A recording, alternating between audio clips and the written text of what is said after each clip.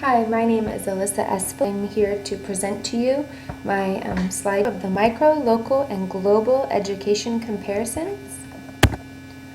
I chose to focus on an overlaying theme of diversity. So to begin, I was defining diversity and giving some quotes about diversity. The concept of diversity encompasses acceptance and respect. A quote by Sir Ken Robinson reminds us that human beings are naturally different and diverse. And a quote by Hillary Clinton tells us, "What we have to do is find a way to celebrate our diversity and debate our differences without fracturing our communities." The three levels I chose to compare and contrast was Beaumont, California. That is the district that I work in. I'm a second grade teacher there, going into my 8th year. It's a smaller town heading east towards Palm Springs. The local level I chose to focus on was California.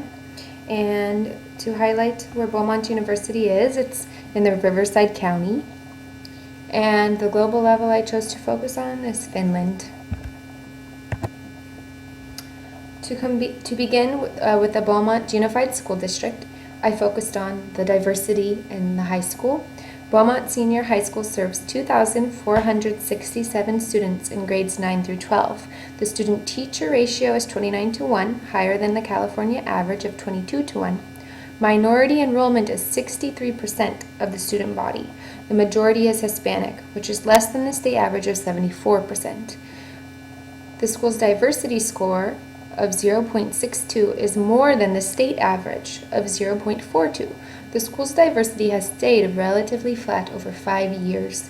And looking at the graph of races in Beaumont, you can see that the orange is representing 49% Hispanic, the purple is 37% representing white, the green is African American population, 6%, and the rest are more minorities.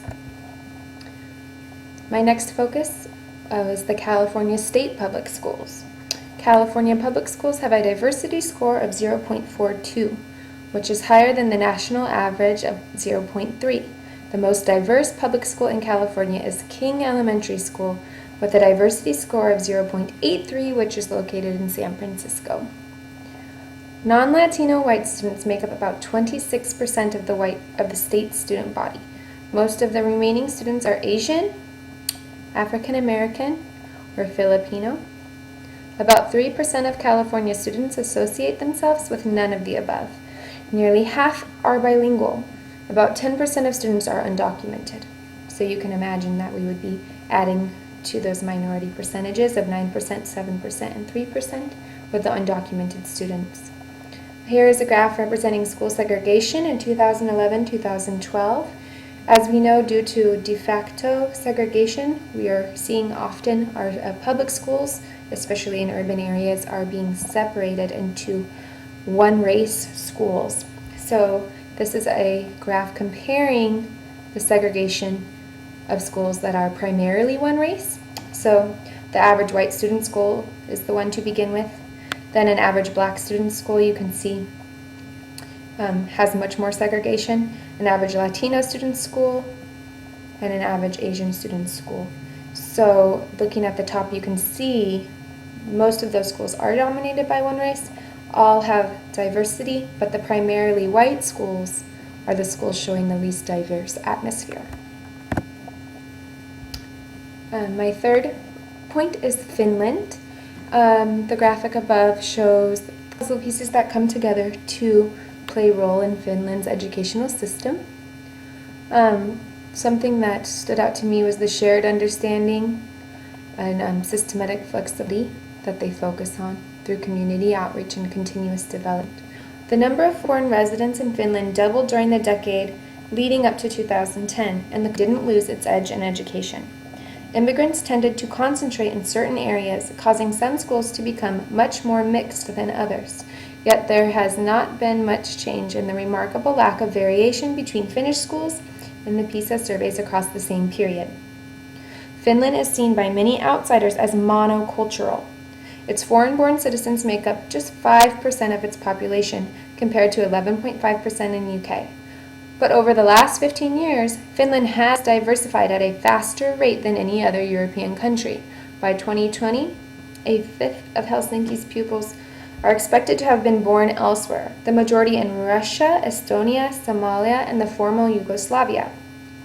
At Lakuvari Primary in the poorer eastern part of Helsinki, 45% of pupils have a language other than Finnish as their mother tongue, and yet they achieve as much as others in more affluent areas of the country where there are few, if any, immigrants. So these facts were kind of representing a bit of like a myth buster about Finland being incomparable to the US because of it being primarily monocultural, and these facts are showing that maybe they were in the past, but they definitely won't be coming into the 21st century. The common threads in my comparison I noticed is that indeed Finland's population of 5.4 million can be compared to many an American state. After all, most American education is managed at the state level. According to the Migration Policy Institute, a research organization in Washington, there were 18 states in the U.S. in 2010 with an identical or significantly smaller percentage of foreign-born residents than Finland. A growing number of Finns are said to be removing their children from ethnically diverse primary schools, and some are reported to be demanding a cap on the number of non-Finns in a classroom. This can be compared to the de facto segregation that takes place in the local and micro public school levels in the U.S., kind of reminiscent of the white flight dilemma that we see often in our urban inner city schools. The differences. Finland is a relatively homogeneous country. As of 2010, just 4.6% of Finnish residents had been born in another country, compared with 12.7% in the United States. Finland offers all pupils free school meals, easy access to healthcare, psychological counseling, and individualized student guidance. Our low-income schools are often in need of these services. Only a small number of independent schools exist in Finland, and even they are all publicly financed. None is allowed to charge tuition fees. There are no private universities either. This means that practically every person in Finland attends public school, whether for pre-K or a PhD. So that takes out the competition between charter schools and private schools, absorbing mostly a type of particular student and leaving public schools to have a different type of demographic. Another aspect of Finland's success, getting children whose first language is not Finnish up to the high standards of their classmates within 6 months to 1 year. California services for English language students are not as supportive. They don't assimilate into the English language quite as quickly. I know that we have a goal of doing it within 5 years in Beaumont, and that's much longer time period than the 6 months to 1 year that is expected and achieved by most Finnish schools. Finland, on the other hand, has had what it describes as a positive discrimination policy since the 1990s.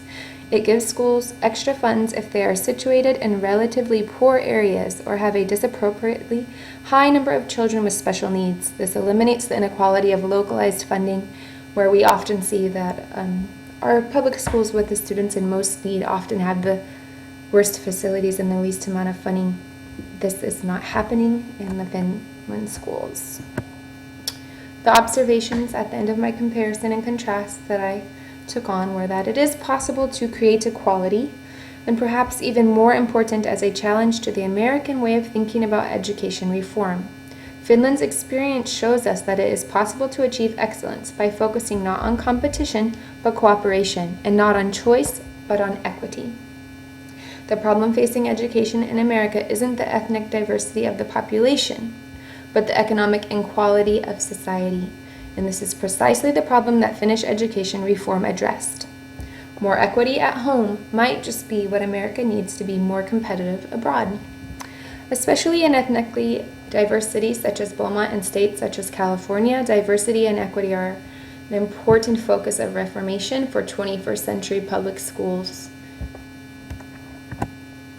At the end, I have my references. Thank you for listening.